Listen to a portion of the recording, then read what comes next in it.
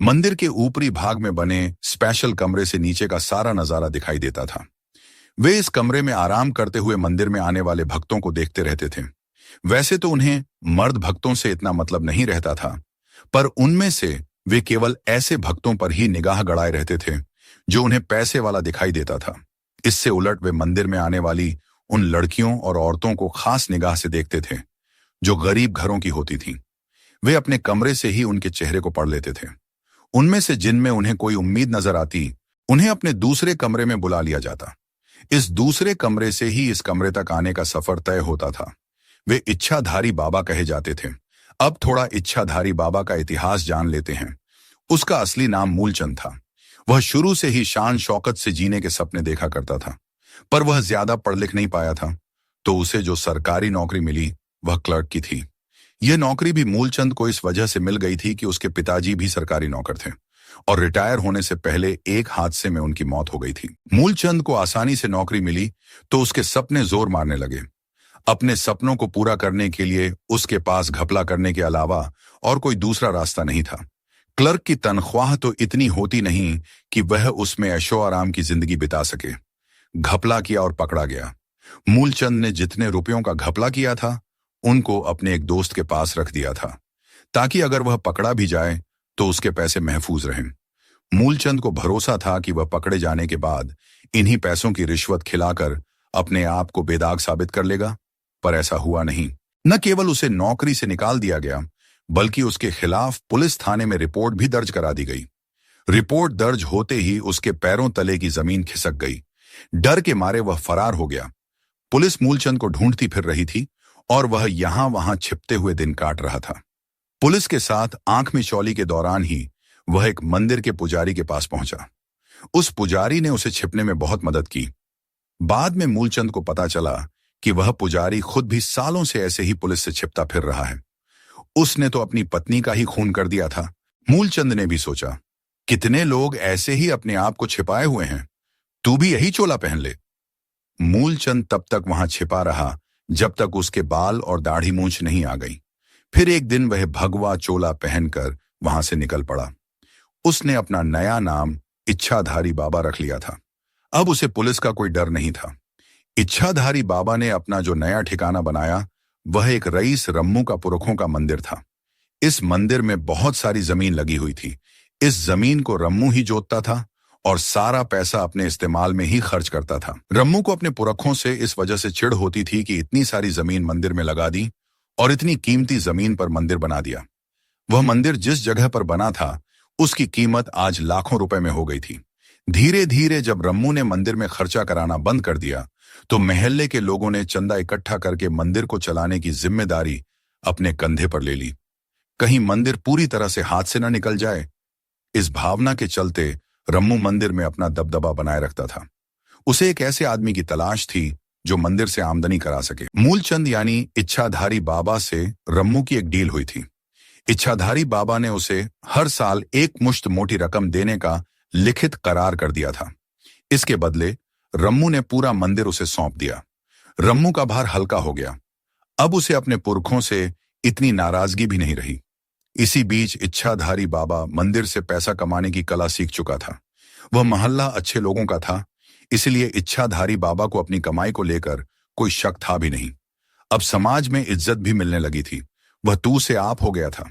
रम्मू ने इच्छाधारी बाबा की योजना के मुताबिक उन्हें बड़ी धूमधाम और उनसे जुड़ी अनेक कहानियों का प्रचार कर मंदिर में बैठा दिया। मंदिर में एक पंडित था रामलाल, जो कुछ मंत्र वगैरह पढ़ लेता था। वह मंदिर में भगवान की पूजा करता और अपना पंडिताई धर्म निभा लेता। सपने तो वह भी बहुत सारे पाले हुए था, पर उसके पास इच्छाधारी बाबा की तरह खुद पर यकीन और चालाकियां नहीं थी। इच्छाधारी बाबा को एक ऐसा ही आदमी तो चाहिए ही था, इसलिए उन्होंने उस पंडित रामलाल के सिर पर अपना हाथ रखकर यह भी समझा दिया कि अगर उसने उनके कामों में रोड़े अटकाए तो उसकी खैर नहीं। रामलाल वैसे भी इच्छाधारी बाबा को देखकर घबरा चुका था। उनकी धमकी को सुनकर और भी घबरा गया। वह इच्छाधारी बाबा के पैरों में गिर गया और कसम खा ली कि बाबा के न केवल सारे कामों में वह हिस्सेदार बनेगा, साथ ही हर राज को भी बरकरार रखेगा। इच्छाधारी बाबा को अपना जलवा बनाने में ज्यादा मेहनत नहीं करनी पड़ी। वे जल्दी ही समझ गए थे कि जो अपने चेहरे पर जितनी मुस्कान लिए रहता है, उसके दिल में उतने ही दर्द छिपे होते हैं। उन्हें केवल उन दर्दों को कुरेदना ही था।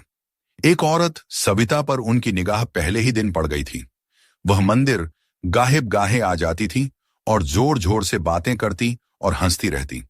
इच्छाधारी बाबा ने सविता को ही अपना पहला शिकार बनाया। सविता के कोई औलाद नहीं थी और उम्र भी ढलती जा रही थी। पति दूसरे शहर में काम करता था। वह 15 दिनों में एक बार ही आता, वह भी एक दिन के लिए। सविता ने यह सब इच्छाधारी बाबा को बता दिया। उसकी बातें सुनकर बाबा जी की हवस जाग गई। फिर एक दिन सविता को अपने कमरे में बुलाकर बाबा जी ने उसकी कोख में अपना बीज रोप दिया।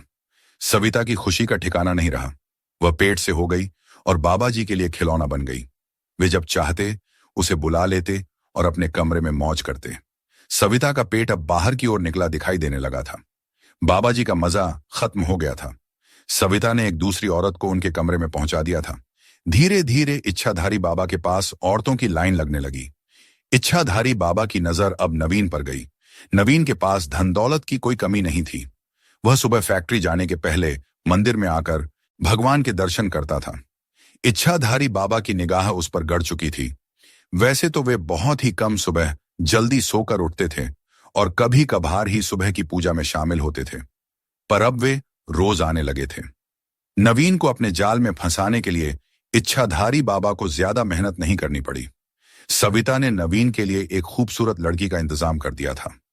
इच्छाधारी बाबा के कमरे में नवीन की मुलाकात उस लड़की से कराई गई और उनके बिस्तर पर जाते ही वीडियो बना लिया गया। नवीन अब बाबा जी के लिए सोने का अंडा देने वाली मुर्गी बन चुका था। इस मंदिर को और बड़ा नवीन ने ही कराया था। इसी दौरान बाबा जी ने ऊपरी भाग में अपने लिए एक ऐसा कमरा बनवा लिया था जिसकी कांच की दीवारों से वे तो बाहर झांक सकते थे, पर कोई और बाहर से कमरे में नहीं झांक पाता था। कमरे की मोटी कांच की दीवारों के अंदर से बहुत जोर की आवाज भी बाहर नहीं निकल पाती थी। इच्छाधारी बाबा की दुकानदारी चल निकली थी। मंदिर में भक्तों का जमावड़ा बढ़ने लगा था और पैसा बरसने लगा था। बाबा जी ने पैसा कमाने का एक और खेल चालू कर लिया था। उनके पास अब औरत भक्तों की तादाद खूब हो गई थी। इनमें वे तो शामिल थीं ही जिनकी गोद भर चुकी थी, और वे भी थीं जिन्हें केवल बाबा जी के साथ से मजा मिलता था। इच्छाधारी बाबा ने अपने अमीर भक्तों तक इन औरतों को पहुंचना शुरू कर दिया। बाबा जी के पास उन सब औरतों के वीडियो तो थे ही, इसलिए चाहकर भी वे उनके आदेश को मानने से इनकार नहीं कर पाती थीं। बाबा जी को इस नए कारोबार से ज्यादा आमदनी हो रही थी। रम्मू ने जब अपना पुरखों का मंदिर इच्छाधारी बाबा को किराए पर दिया था, तब उसे भी उम्मीद नहीं थी कि बाबा जी इस मंदिर को इतना चमत्कारिक बना देंगे कि पैसा बरसने लगेगा। उसे तो लग रहा था कि कुछ ही दिनों में बाबा जी मंदिर छोड़कर भाग खड़े होंगे, पर अब जब मंदिर की चर्चा दूर दूर तक होने लगी थी, तो उसे बाबा जी से जलन होने लगी थी। उसे लगने लगा था कि वह ठगा गया है। वह अब उन्हें मंदिर से भगाने की जुगत में लग गया था। एक दिन इच्छाधारी बाबा जी अपने भक्तों के साथ नाच रहे थे। उन्होंने जिस औरत का हाथ पकड़ा हुआ था, उसे वे पहली निगाह में ही पसंद कर चुके थे। उन्होंने अपने कांच वाले कमरे से ही उस औरत को एक बच्चे और मर्द के साथ आते देख लिया था। उस औरत की उम्र ज्यादा नहीं थी। उसके लंबे बाल कमर के नीचे तक लहरा रहे थे। बाबा जी ने उस औरत को दर्शन देने का मन बना लिया था, इसलिए वे अपने कमरे से नीचे आ गए थे। उस औरत ने अपने सिर पर आंचल रखकर पूरी श्रद्धा के साथ बाबा जी के चरणों पर अपना सिर रख दिया और बाबा जी ने आशीर्वाद देने के बहाने उसकी पीठ को सहला दिया। इसके बाद बाबा जी उस औरत का हाथ पकड़कर नाचने लगे। मंदिर के अहाते में जमा सभी भक्त भी बाबा जी के साथ नाच रहे थे। वे उसे यहां वहां छू रहे थे। वह औरत भी उन्हें छूने का भरपूर मौका दे रही थी। थोड़ी देर के बाद वह औरत बाबा जी के कमरे में उनके सामने बैठी थी। बाबा जी उसे एक तक निगाहों से देख रहे थे। जैसे ही उन्होंने उस औरत के चेहरे पर आने वाली लट को हटाते हुए अपनी बाहों में लेने की कोशिश की, तभी उस औरत ने अपनी कमर में छिपी पिस्तौल को निकालकर बाबा जी के माथे पर अड़ा दिया। इच्छाधारी बाबा अभी भी मदहोश ही थे। उन्होंने पिस्तौल की परवाह किए बिना एक बार फिर उस औरत को बाहों में लेने की कोशिश की, पर अब की बार पिस्तौल से गोली निकल चुकी थी, जो तेज आवाज के साथ कांच की दीवार से जा टकराई। गोली की आवाज बाहर नहीं गई थी, पर अंदर ही उसने इतना धमाका किया था कि बाबा जी का सारा नशा गायब हो चुका था। इच्छाधारी बाबा को गिरफ्तार कर लिया गया था। दरअसल पुलिस ने ही यह सारा प्लान बनाया था। वह खूबसूरत औरत एसपी थी, जिसने बाबा जी को अपने मोह जाल में फंसाया था।